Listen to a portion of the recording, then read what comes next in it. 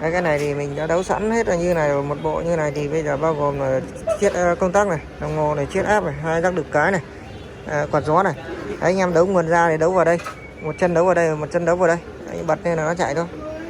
Mình đấu sẵn hết rồi, về thì việc bật lên là nó chạy đó, không có gì phải chỉnh choạt cái gì cả. Cái đồng hồ nó sai số thì vặn cái con vi chỉnh màu xanh này để cho về đúng cái số và đúng cái vỏ máy của anh em nắp thôi.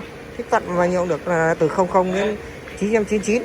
Đấy, anh em thích số nào anh em vặn vào số đấy cho nó đẹp. Đấy, còn dòng thì mình chỉnh sẵn rồi, cứ cắm điện vào là hàng thôi, không cần phải chỉnh choạt gì cả. Rồi, xin cảm ơn anh em nhé.